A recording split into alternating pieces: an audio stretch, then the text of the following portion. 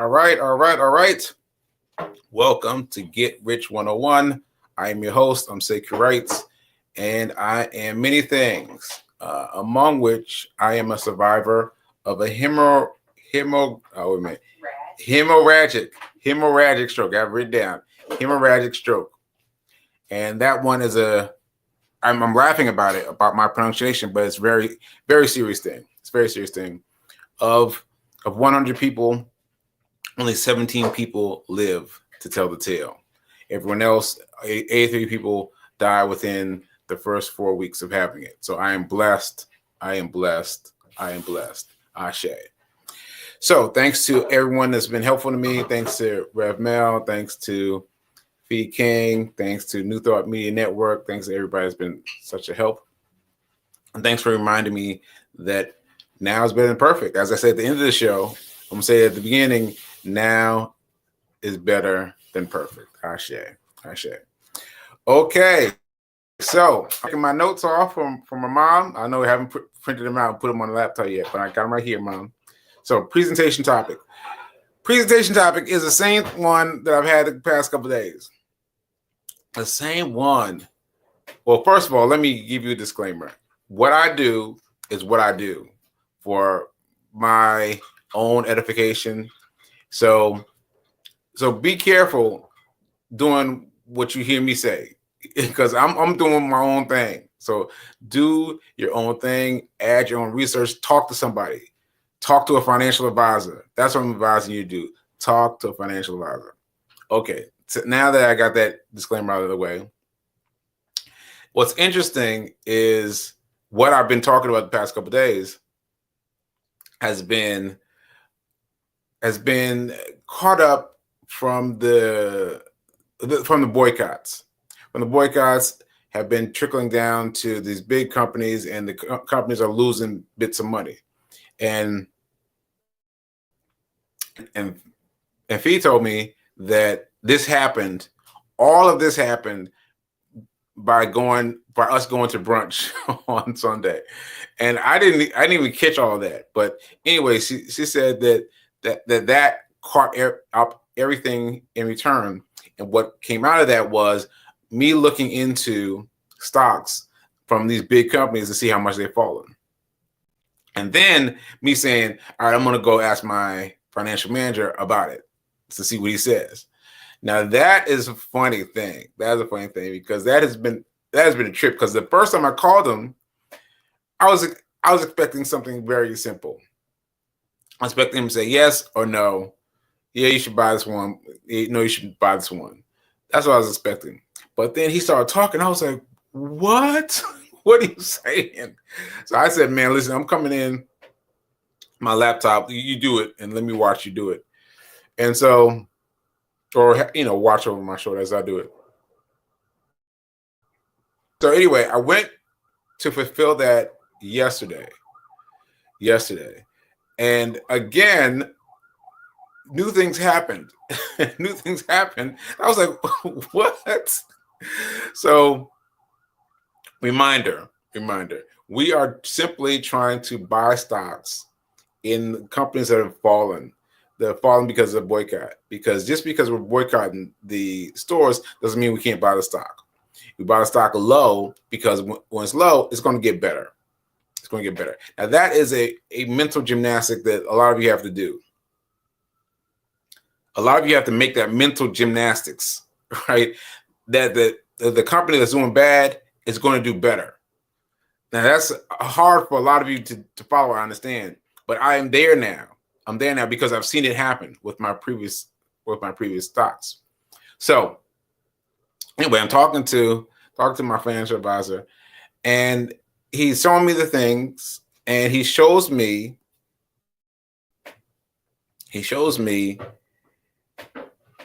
that I have.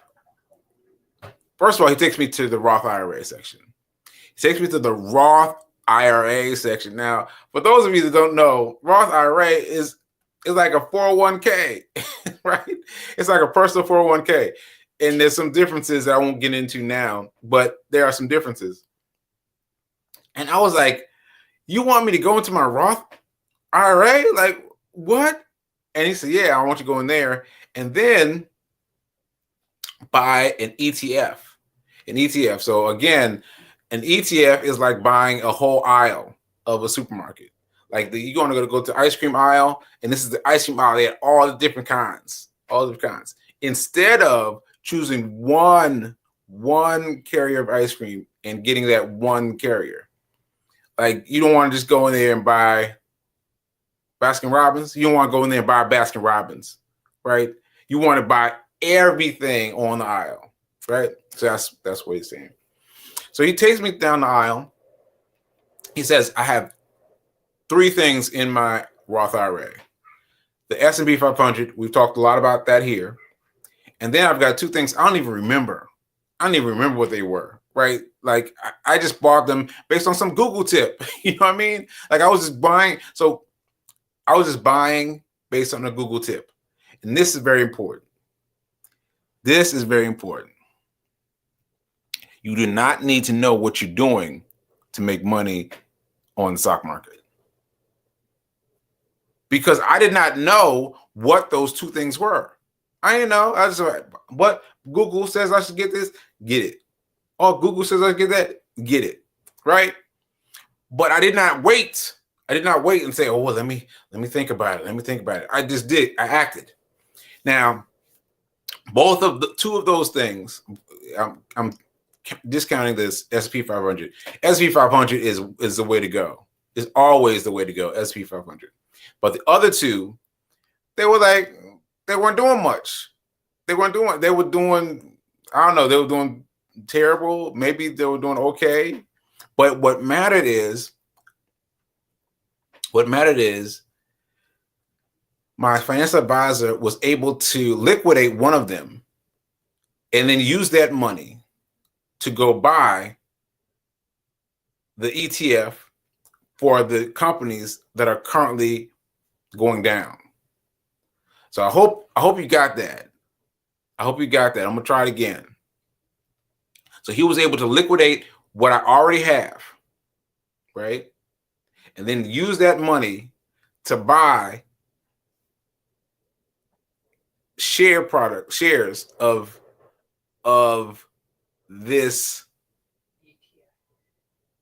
ETF. Okay. Dang it. I had it. ETF. Buying the ETF. I'll try one more time. So he was able to liquidate one of my stocks and use the money from that to transfer it over to an ETF. An ETF is, like I said, is like buying a whole aisle. So I had one thing, and he broke it up, sold it, and made it into a group thing, a group ETF. And that ETF encompasses all the companies now that are currently struggling because of the boycott. Right? Now, what's noteworthy about that? What I just said it. What's noteworthy about that? Let me check my comments, see if anybody's commenting. Yeah. Okay. Yes. I do not have to know. I do not have to know how it works. I said that already. All right, so let me just tell you guys what you might have missed. What you might have missed is I didn't have to do anything. You know what I mean? You know what I'm saying? Like I didn't have to bring anything.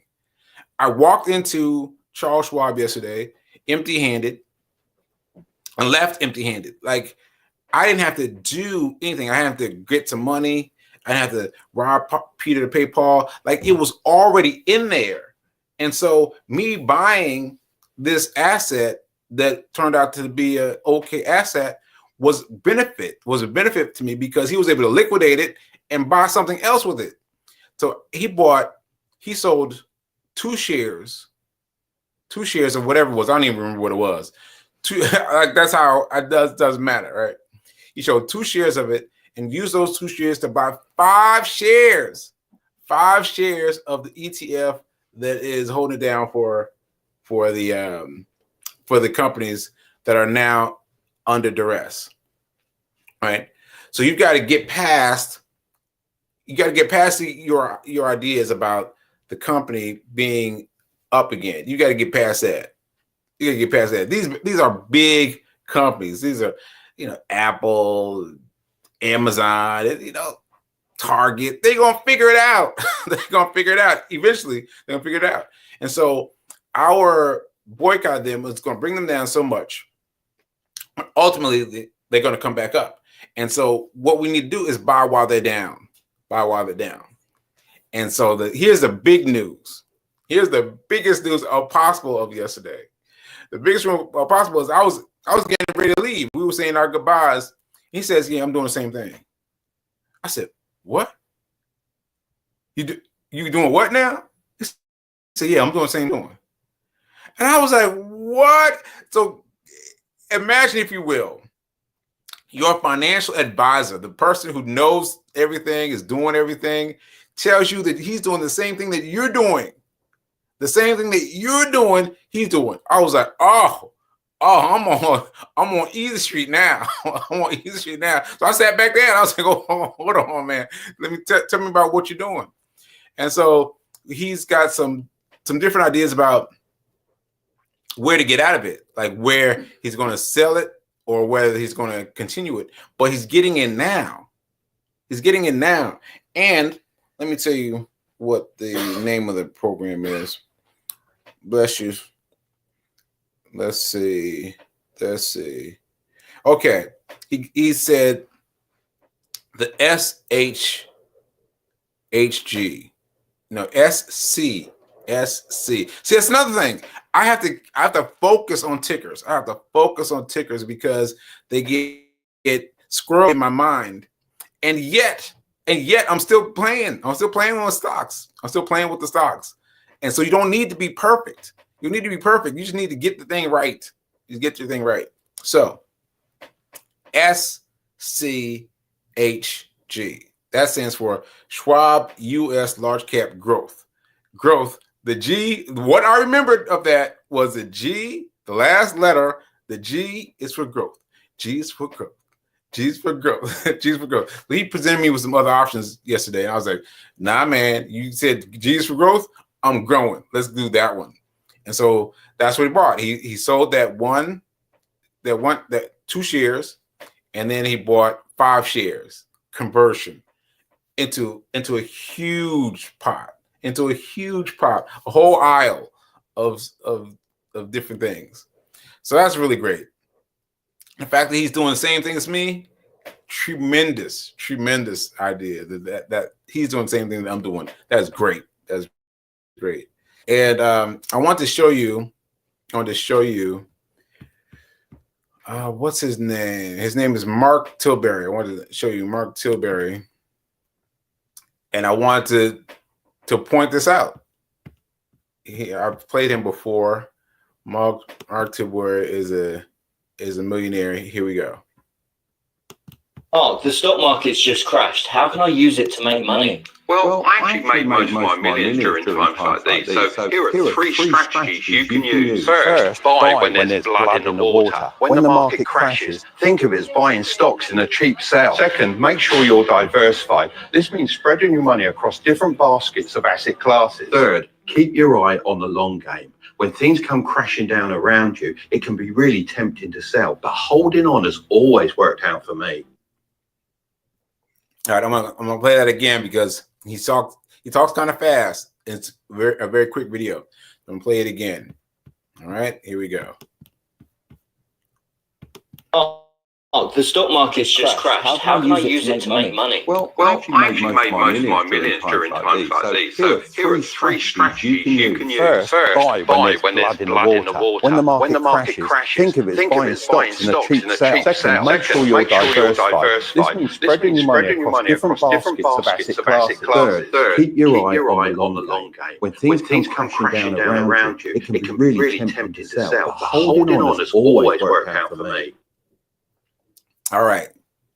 Now you've seen it a couple times, and you've seen what I just said compared to what my financial advisor just said, and they're saying the same thing. They're saying the same thing. So what Mark is saying is blood in the water. Blood in the water. You know, he's saying blood in the water. He's looking for companies that are struggling, right? And then he goes shopping with these 4 baskets. Now you don't know what that means, but what that means is ETF. That means ETF. That means a one thing that surrounds yourself with all kinds of shares, right? So when I was naming companies before, Apple, Amazon, Tesla, I was naming companies that are included in this one, and then in this one ETF, and obviously that you can buy for cheap, right? Because I got traded 2 shares down to 5 shares, right? That's really great. Now, I want to also point out something else to you. The other property that my financial advisor tried to liquidate, because I told you I had 3 things in my Roth IRA. I got S&P 500. That's game. That's you hold that forever, right? And then he swapped one out and swapped that into 5 shares. And then there's one left. Now, let me tell you what this is. I didn't even know what it was. I didn't even know what it was. But it's called Icon Energy Corporation, engages in the ocean transportation of dry bulk cargoes worldwide. The company was incorporated in 2023 and is based in Athens. 2023. Huh. Anyway. Well, see, what I'm thinking is 2023, they must have changed names, because I have not been active. I've not been active in my stock portfolio for a long time, right? Because there was the stroke, and that took me out for 2.5 years, you know, more or less. And so I think this company might have changed names, but regardless, what he noticed about this Icon is that they were not selling. And he's like, what? He got confused. He's like, wait, what's going on here? He got down into it, and he saw that Icon not selling. And was like, hey, no one else can sell. No one else can sell. People that own Stock and Us, you cannot sell anymore. And I was like, they can do that? Companies can do that? Like, I did not know. The companies could do that. Apparently they can. And this is another thing. This is another lesson that I've given you before today. They gave me earlier today. I've given you this lesson. I'm going to give it to you again. That you don't have to know everything. You don't have to know everything about stocks to play in the stock sand basket, the stock sand bucket. I'm trying to think the little things with the little truck, and the kids play with little Tonka toys. Sand basket. I think that's it. Anyway, you cannot stop yourself. Well, you can, but you shouldn't stop yourself from playing in the sand basket without having all the knowledge. You can still move around. I did not know what this thing was. I'm thinking that it might have changed years right now, but I didn't know that they could keep you from selling. And so now the question on the plate is, what's happening with that company? Like, what happened? What happens? Do they go belly up? Do they go out of business? Do they turn around? What have you? So I'm going to ask my financial advisor today, what happens with that company? All right, but hopefully what will happen is they'll straighten up, I'll sell, and then I'll buy more shares of the G is for growth. G is for growth. G is for growth, right? And I'll make that 5 even bigger, because now I'm dealing with things that a financial advisor has approved. Because before I was just buying stuff to be buying stuff.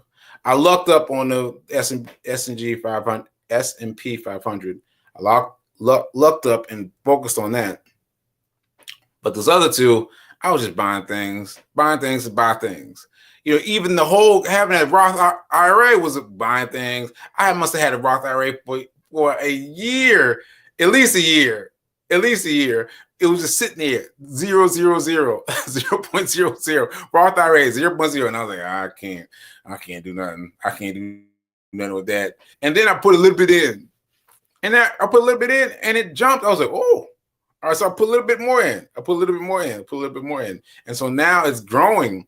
And so really quickly, the Roth IRA has given out taxes already. So when you get it out, you don't have to get any taxes out. It's already taken. The taxes are already taken out. Like, I don't know how that works. I do not know how that works, but that's how it is. And so the Roth IRA has a certain amount per year that you need to give. Well, I thought so, but they have like 7,000 or something like that per year, right? But what happens is you can put 1,000 in, you can put 500 in, you can put $10 in, right? And it still grows, right? And even if you don't hit the 7,000, because I was thinking, oh, I got to put it in and hit the barrier. I had to hit the 7,000, but something happened to me financially that year. I couldn't deal with it anymore, and it's still growing. It's still growing, and all these things are in the Roth IRA. So all these things that are happening are hidden behind the curtain because they are hidden from behind the curtain. What I mean by that? I mean that everything that happens with it happens within this behind this barrier, because Roth IRA is like a 401k, won't let you do anything until you turn 60, 59 and a half, but 60 years old. And so the things I'm doing now, I'm doing for long term. So you heard Mark Tilbury say that. Say, plan for long-term growth, plan for long-term thinking. Even the fact that I'm playing with the Roth IRA shows that I'm already planning for a long term, because that you don't even get that out.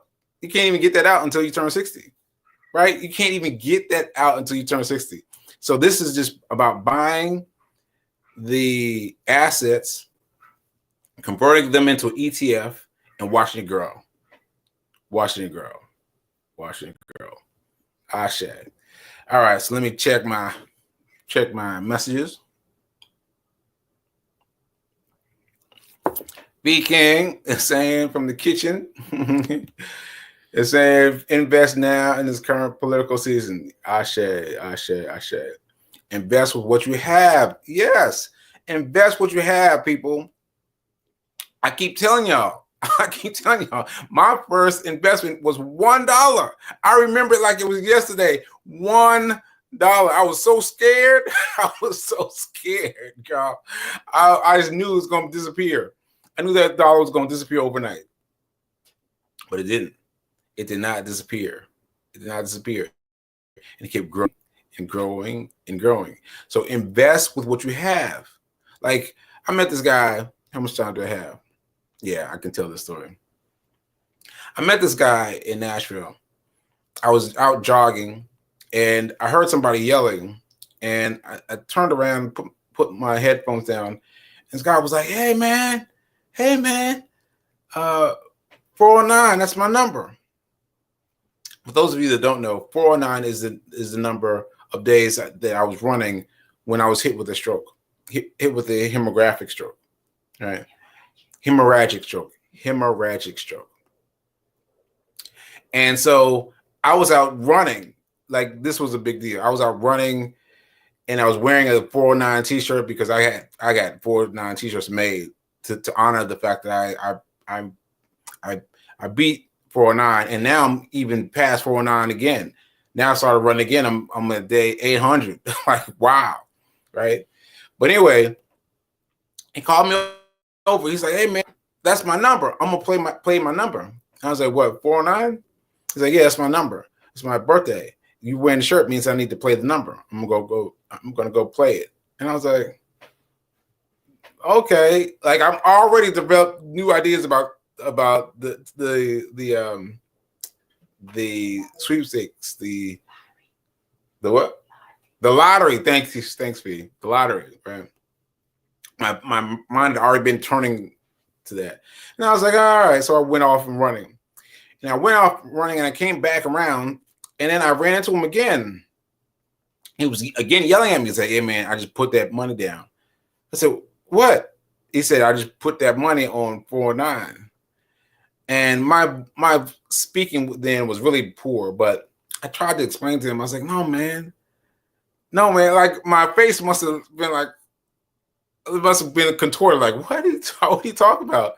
Because he's continuing to try to explain to me. And I'm like, nah, man, you can't do that.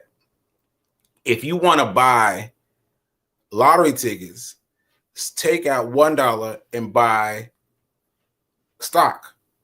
He's like, what? And I was like, yeah, man, you got Cash App on your phone because everybody got Cash App now. If you got a cell phone, you got Cash App because you're sending people money, right? Sending your friends money. And it's like, yeah, I got Cash App. I said, well, get on Cash App and buy $1 worth of stock. Now, the stock that I gave him at the time was Coca-Cola. I said, buy Coca-Cola. Every time you spend money on a lottery ticket, come on and buy $1 of Coca-Cola. Now, I don't know if he ever did. I don't know if I ever see him again. But I know that he was very excited about it. He was very excited about it because this is the first time someone's talked to him about money, about real money. And he turned around, he walked past me, he stopped this brother that was coming out of the area there, security guard at the towers, right? And he started telling him, yo, man, this brother just told me I can try to buy $1 worth of Coke. Like he was excited about it. He was excited about it. And then I watched that guy, the security guard, down him. Just down him like I couldn't hear what he's saying, but I could sense his pulling it down, like, that's not gonna work. That's not gonna work. And I was like, oh man. I hope he found it. And invested what he had. That's my thing. Invest what you have, because if he does that, if he puts in $1 every time he plays lotto, $1, that $1 will soon add up to more and more. And then he's gonna look at it and be like, yo, I'm making more money off of this. And eventually he'll be able to switch. But you got to give yourself some way to switch.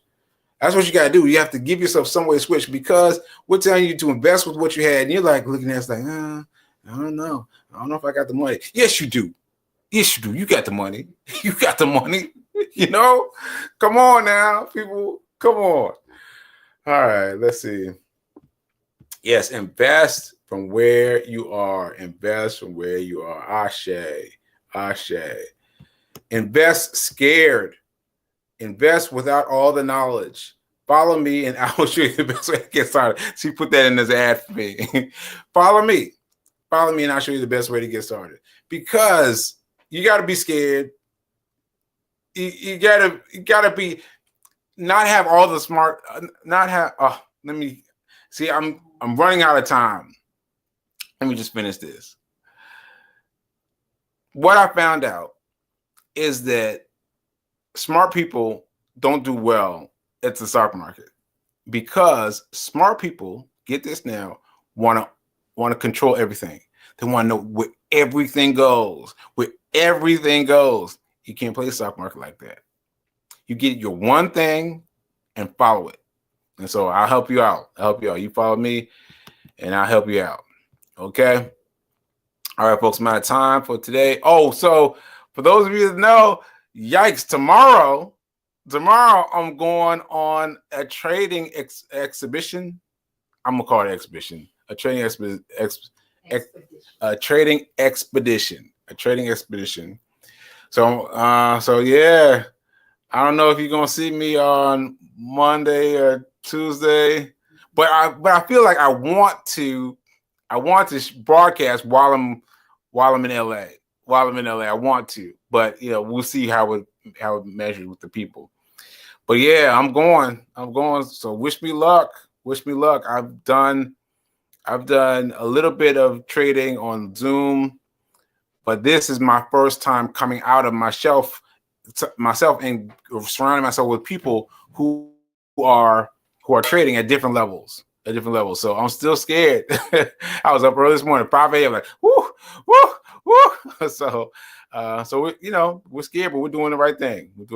We're stepping out before we're ready. All right, folks. So remember that now is better than perfect. Better than perfect. And I will see you maybe from LA or maybe back in New York. We'll see. All right, folks. I'll see you later.